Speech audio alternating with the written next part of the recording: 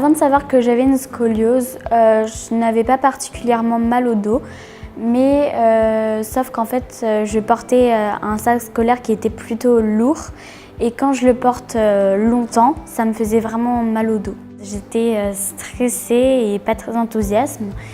Mais après, quand j'ai vu mon frère porter à la maison le corset, etc., et que lui aussi il avait une scoliose, j'étais beaucoup moins stressée à l'idée d'en avoir un moi aussi.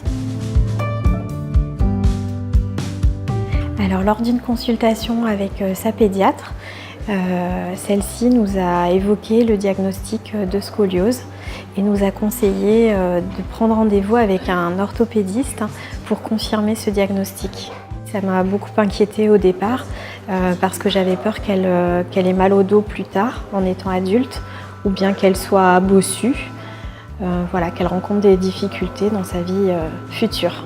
Lorsque le docteur Halimi m'a annoncé qu'elle allait avoir 2 radios par an pour son suivi, effectivement j'étais très inquiète par rapport à la quantité de radiation qu'elle allait avoir. Il nous a expliqué le fonctionnement de l'appareil EOS et j'étais rassurée de savoir qu'il existait cet appareil car Élise allait recevoir moins de radiation. C'est vraiment une grande avancée technologique pour les patients, en particulier pour les enfants, mais ce qui est vrai pour les enfants est vrai pour les adultes aussi.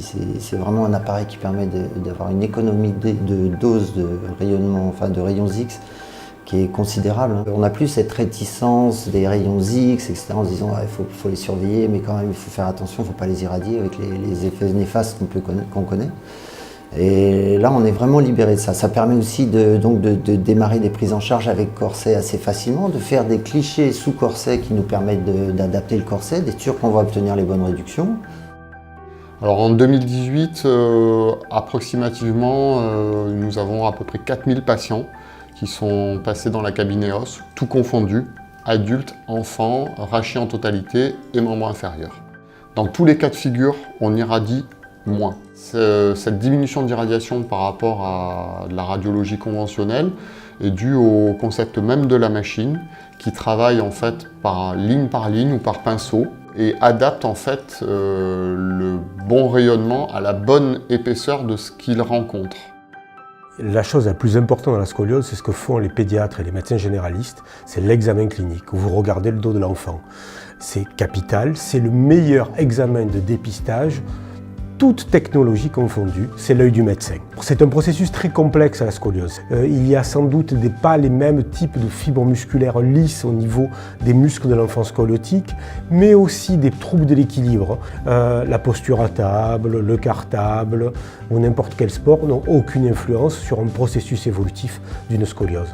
L'EOS me permet d'avoir tous les facteurs que la radiographie peut me donner, notamment l'angulation, la maturation osseuse, le taux de rotation vertébrale, la totalité de toutes les radios faites par EOS n'atteindra pas l'irradiation d'un seul des clichés précédents.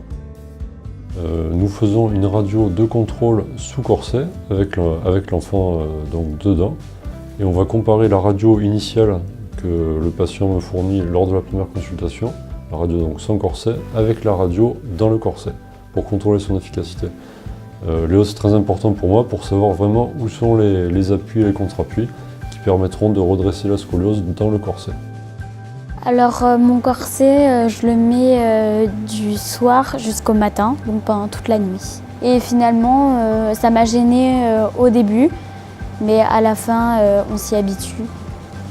Oui, à bientôt. Au revoir. Au revoir.